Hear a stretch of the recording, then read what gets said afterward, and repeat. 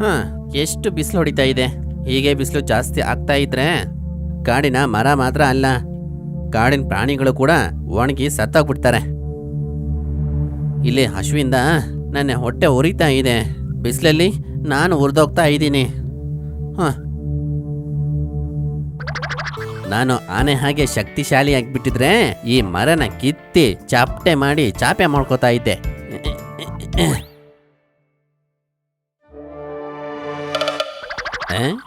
ಅಲ್ಲಿಂದ ಏನು ಬರ್ತಾ ಇದೆ?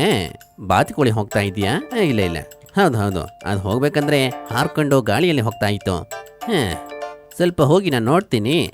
ನಾನು ಜಿಂಕೆ ಮರಿಯಲ್ಲ. ಜಿಂಕೆ ಮರಿಯಾಗಿದ್ರೆ ನಾನು ಹರ್ಕೊಂಡು ಹೋಗ್ತಿದ್ದೆ. ಅದು ಜಿಂಕೆ ಮರಿನೂ ಅಲ್ಲ. ಸುರ್ಮ ಹಾಕೊಂಡು ಹೋಗ್ತೀರಾ, ನಾನು ಮೀನು ಕೂಡ ಅಲ್ಲ. ಹೋ, ಇದು ಮೀನು ಕೂಡ ಅಲ್ಲ. ಹೌದು, ಯಾವುದು? ನಾ ಅದನ್ನ ಕಣ್ಣು ಹಿಡಿಲೇಬೇಕು. ಯಾರು ನೀನು? ನೀನು ಮೊಲನಾ? ಏನಾಯ್ತು ನರಿಯಣ್ಣ? ಅರೆ ಏನೂ ಇಲ್ಲ, ನಾನು ಹಿಂದ್ಗಡೆಯಿಂದ ನೋಡಿದ್ನಲ್ಲ, ಯಾರು ಅಂತ ನನಗೆ ಗೊತ್ತೇ ಆಗಿಲ್ಲಪ್ಪ. ಹೌದು, ನಿನ್ನ ಮಂಡೆ ಮೇಲೆ ಏನಿದು? ಇದು ಬಿಸಿಲು ಹೊಡಿಬಾರ್ದು ಅಂತ ಹಾಕೊಂಡಿರೋ ಟೋಪಿ. ಕಾಡಿಗೆ ಯಾರೋ ಪ್ರವಾಸಿಗರು ಬಂದಿದ್ದಾರೆ, ಇದನ್ನ ಮರೆತು ಬಿಟ್ಟೋಗ್ಯಾರ ಅನ್ಸುತ್ತೆ. ಇದನ್ನ ತಲೆಯಲ್ಲಿ ಹಾಕೊಂಡು ಓಡಾಡೋದ್ರಿಂದ ನಮ್ಗೆ ಜಾಸ್ತಿ ಶೆಕೆ ಆಗಲ್ಲ, ಬಿಸಿಲು ಹೊಡಿಯಲ್ಲ. ಹೌದಾ? ಚೆನ್ನಾಗಲ್ಲ, ತುಂಬಾ ಚೆನ್ನಾಗಿದೆ. ಅಂದ್ರೆ ಈ ಐಡಿಯಾ ತುಂಬಾ ಚೆನ್ನಾಗಿದೆ ಅಂದೆ. ಇದನ್ನ ನೀನು ನಂಗೆ ಕೊಡ್ತೀಯಾ ಮೊಲವೇ? ನಾ ಇದನ್ನ ನಿಮ್ಗೆ ಕೊಟ್ಬಿಟ್ರೆ ನಂಗೂ ಬಿಸಿಲು ಹೊಡಿಯತ್ತಾನೆ. ಮೊಲ ಅವರೇ, 2 ದಿನದಿಂದ ನನಗೆ ಬಿಸಿಲು ತಡೆಯೋಕ್ಕೆ ಆಗ್ತಾ ಇಲ್ಲ ಗೊತ್ತಾ. ದಯವಿಟ್ಟು ನಾನು ಒಳ್ಳೆ ಜಾಗವನ್ನು ಹುಡುಕ್ಬೇಕು. ನನಗೆ ತುಂಬ ಸುಸ್ತಾಗ್ತಾ ಇದೆ. ಇದೇ ರೀತಿ ನನಗೆ ಬಿಸಿಲು ಹೊಡಿತಾ ಇದ್ರೆ ಅದನ್ನು ತಡೆಯೋಕ್ಕಾಗದೆ ಸತ್ತೋಗ್ಬಿಡ್ತೀನಿ. ನಾನು ನಿಮ್ಮ ಹತ್ರ ಒಂದು ವಿನಂತಿಯನ್ನ ಮಾಡ್ಕೋತೀನಿ. ಪಾಪದವನು ನಾನು, ನನಗೆ ದಯವಿಟ್ಟು ಸಹಾಯ ಮಾಡಿ.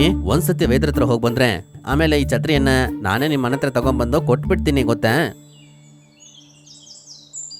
ಹೌದಾ? ನೀವು ವೈದ್ಯರ ಬಳಿ ಹೋಗಬೇಕು ಅಂದರೆ ನಾನು ಕೊಡ್ತೀನಿ, ಆದರೆ ಸಂಜೆ ವಾಪಸ್ ಕೊಡಬೇಕು. ನಾನು ನಿಮಗೆ ಪಕ್ಕ ಕೊಟ್ಬಿಡ್ತೀನಿ.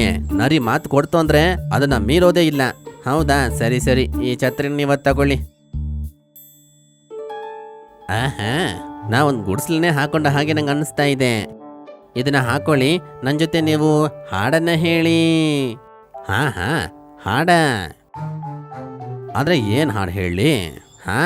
ನನಗೆ ನೆನಪಿಗೆ ಬಂದ್ಬಿಡ್ತು.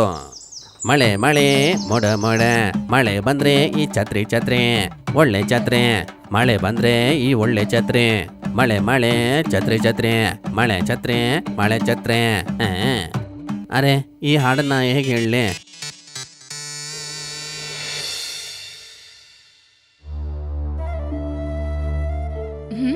ಯಾಕೆ ನರಿ ಹೇಳಿಲ್ವಾ ಅವತ್ತೇ ಛತ್ರಿನ ತಗೊಂಡ್ಬರ್ತೀನಿ ಅಂತ? ಒಂದ್ ವಾರ ಆಯ್ತು, ಛತ್ರಿ ಎಲ್ಲೋಯ್ತು?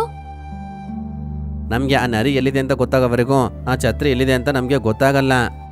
ಓ, ಸುಮ್ನೆ ನನಗೆ ಆನ್ಸರ್ ಮಾಡೋದನ್ನ ಬಿಟ್ಟು ನರಿ ಅವ್ರ ಮನೆಗೆ ಹೋಗಿ ಆ ಛತ್ರಿನ ತಗೊಂಬನ್ನಿ, ಹೋಗಿ.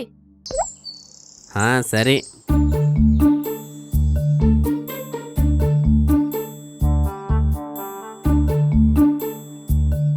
ಅಯ್ಯೋ, ಚಿನ್ನನ್ ಮೊಲ ಇಲ್ಲಿಗೆ ಬರ್ತಾ ಇದೆ. ಖಂಡಿತ ಛತ್ರಿಗೋಸ್ಕರ ಬರ್ತಾ ಇರಬೇಕು. ನಾ ಇದಕ್ಕೆ ಏನಾದರೂ ಮಾಡಲೇಬೇಕು. ಇಲ್ಲಾಂದ್ರೆ ಛತ್ರಿ ವಾಪಸ್ ಕೇಳ್ತಾನಲ್ಲ. ಇಲ್ಲಿದೆ ಅದಕ್ಕೆ ಉಪಾಯ. ಹಸಿ ಹಲ್ದಿ, ಒಣಶುಂಠಿ, ಮೈರೋಬಾಲನ್ ಅದನ್ನ ಪೀಸ್ ಮಾಡಿ ಸೋಡಾ ನೀರಲ್ಲಿ ಹಾಕಿ ಕುಡಿಬೇಕು. ಹಸಿ ಹಳದಿ, ಒಣಶುಂಠಿ, ಮೈರೋಬಾಲಕ್ನ ತಗೊಂಡು ಸೋಡಾದ ನೀರಲ್ಲಿ ನಂಗೇನು ಅರ್ಥ ಆಗ್ತಾನೆ ಇಲ್ವಲ್ಲ. ಏನಿದು? ನರಿಯಣ್ಣ, ಯಾರು ನೀನು? ಏನು ವಿಷಯ? ಓ, ನೀನಾ ಚಿನ್ನನ್ ಮೊಲವೇ? ಮತ್ತೆ ಏನು ವಿಚಾರ? ಕಾರಣ ನಿಮ್ಗೆ ಗೊತ್ತಿಲ್ವಾ? ನನ್ನ ಛತ್ರಿ ಟೋಪಿ ಎಲ್ಲಿಗೆ ಹೋಯ್ತು? ಅವತ್ತೇ ನಾ ವಾಪಸ್ ಕೊಡ್ತೀನಿ ಅಂತ ಹೇಳಿದ್ರಿ ತಾನೆ? ಓ ಅದಾ? ಅರೆ ಮೊಲ, ನಾನು ಡಾಕ್ಟರ್ ಹತ್ರ ಮಾತ್ರೆನ ತಗೊಂಡು ಇಲ್ಲಿಗೆ ಬರ್ತಾ ಇದ್ದೆ.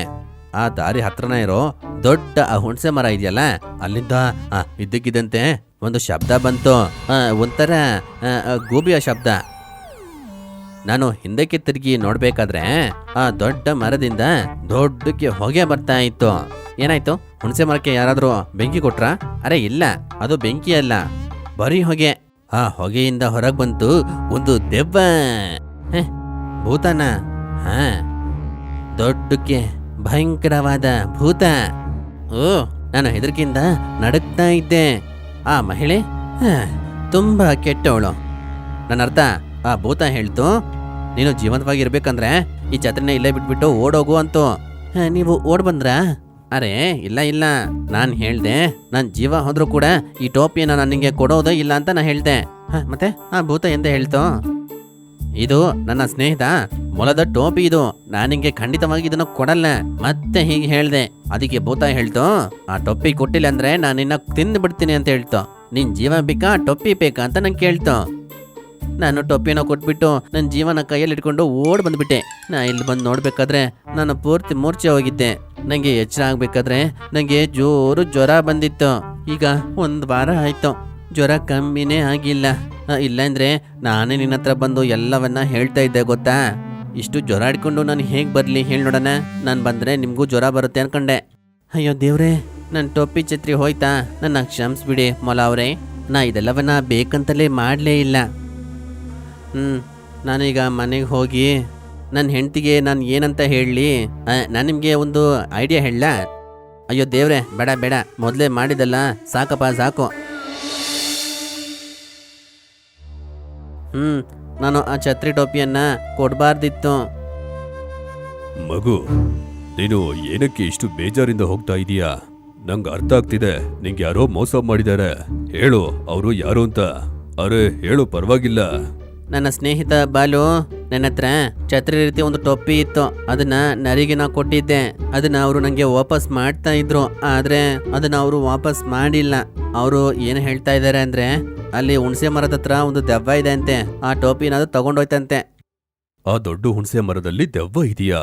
ಈ ಕಾಡಿನ ಪಂಡಿತನಾದ ನಾನು, ನಂಗ್ ಗೊತ್ತಿಲ್ದೇನಾ ಈ ಕಾಡಿನ ಎಲ್ಲಾ ಭೂತಗಳನ್ನು ನಂಗೊತ್ತು. ಆ ನರಿ ಹೇಳಿದ ಆ ಹುಣಸೆ ಮರದಲ್ಲಿ ಯಾವುದೇ ರೀತಿ ಭೂತ ಇಲ್ಲ, ಪ್ರೇತ ಇಲ್ಲ. ಅವನು ನಿಂಗೆ ಮೋಸ ಮಾಡಿದಾನೆ. ನಂಗೂ ಕೂಡ ಹಂಗೆ ಅನ್ಸ್ತು. ಅವನು ಸುಳ್ಳು ಹೇಳ್ತಾ ಇದ್ದಾನೆ. ಅಲ್ ನೋಡು, ಅದು ಏನು? ಹಾ, ಅದೇ ನರಿನೇ. ನನ್ನ ಟೋಪಿ ಕದ್ದಿದ್ದು ಅದೇ ನರಿನೇ. ನನ್ನ ಟೋಪಿ ಹಾಕೊಂಡು ಏನು ಗೊತ್ತಿಲ್ದೇ ಇರೋ ಹಾಗೆ ಹೆಂಗ್ ಹೋಗ್ತೇ ನೋಡು. ಮೊಲ ಅವ್ರೆ, ನೀನು ಅಲ್ಲಿ ಹೋಗಿ ಕೇಳು, ಆ ಛತ್ರಿಯನ್ನ ವಾಪಸ್ ಕೊಡ್ತಾನೆ. ಕೊಟ್ಟಿಲ್ಲ ಅಂದ್ರೆ ನಾ ಇಸ್ಕೊಡ್ತೇನೆ. ಹೋಗಿ ಮೊಲ ಅವ್ರೆ. ಒಂದ್ ವೇಳೆ ಬೇಕಂದ್ರೆ ತ್ರಿಶೂರ್ಪುರದಲ್ಲಿರೋ ಛತ್ರಿನ ಕೂಡ ನಾನು ಕತ್ಕೊಂಡ್ ಬಂದ್ಬಿಡ್ತೀನಿ ಗೊತ್ತೇ. ಅದು ಕೂಡ ಈ ಛತ್ರಿನ ತಗೊಂಡಲ್ಲ, ಆ ರೀತಿ ಬುದ್ಧಿಶಾಲಿತನದಿಂದ. ಹೇಯ್ ಸುಳ್ಬರ್ಕ ನರಿ, ನನ್ನ ಛತ್ರಿ ಟೊಪ್ಪಿಯನ್ನು ವಾಪಸ್ ಕೊಡು. ನೀ ಮತ್ತೆ ಬಂದ್ಬಿಟ್ಟಿಯಾ? ಅರೇ ಮೊಲ, ನೀನು ನನ್ನ ಬಗ್ಗೆ ನಿಂಗೆ ಗೊತ್ತಿಲ್ಲ ಅನ್ಸುತ್ತೆ. ನಾನು ಸರಿ ಇಲ್ಲ, ನಂಗೆ ಗೊತ್ತು ನಿನ್ನ ಬಗ್ಗೆ ಸರಿಯಾಗಿ ಗೊತ್ತು. ಸರಿ ಹೇಳು, ಯಾರು ನಾನು? ಒಬ್ಬ ಮೋಸಗಾರ, ಕೊಟ್ಟ ಮಾತನ್ನ ನಡ್ಸ್ಕೊಳ್ಳೋದೇ ಇಲ್ಲ. ಏಯ್ ಮೊಲ, ನಾನು ಈ ಕಾಡಿನ ಭೂತ. ನನ್ನ ಹತ್ರ ಆಟಾಡೋದಕ್ಕೆ ನೀ ಪ್ರಯತ್ನ ಪಟ್ರೆ ನಿನ್ನ ಗಿರಿಗಿಟ್ಟಾಗಿ ಮಾಡ್ಬಿಡ್ತೀನಿ. ಜೀವದ ಮೇಲೆ ಆಸೆ ಇದ್ರೆ ಇಲ್ಲಿಂದ ಓಡಿ ಹೋಗು. ನನ್ನ ಟೋಪಿ ತಗೊಳ್ದೆ ನಾ ಇಲ್ಲಿಂದ ಹೋಗೋದು ಇಲ್ಲ. ನನ್ನ ಟೋಪಿ ವಾಪಸ್ ಕೊಡು. ಬಾಯ್ ಮುಚ್ಚೋ. ನನ್ನ ಜಾದೂ ಶಕ್ತಿಯಿಂದ ನಿನ್ನ ಇಲ್ಲಿಂದ ಓಡಿಸ್ತೀನಿ. ಆಮ್ ಕ್ರೀಮ್, ಆಮ್ ಕ್ರೀಮ್ ಕ್ರೀಮ್, ಆಮ್ ಕ್ರೀಮ್. ನಂಗೆ ನನ್ನ ಟೊಪ್ಪಿ ಸಿಕ್ತು. ಅಯ್ಯೋ, ನಾನು ನಿನ್ನ ಹಾರಿಸೋದಕ್ಕೆ ಪ್ರಯತ್ನ ಪಟ್ಟೆ, ಆದ್ರೆ ನಾನು ಹಾರ್ತಾ ಇದ್ದೀನಿ. ಏನಪ್ಪ ಇದು ಜಾದು? ಬುದ್ಧಿಶಾಲಿ ನೀನು ಕೋಳಿಯನ್ನ ಎತ್ತೋ ಹಾಗೆ ನಾನು ನಿನ್ನನ್ನೇ ಎತ್ಬಿಡ್ತೀನಿ. ಅದಕ್ಕೆ ನಂಗೆ ಯಾವುದೇ ರೀತಿ ಜಾದು ಬೇಕಾಗೇ ಇಲ್ಲ.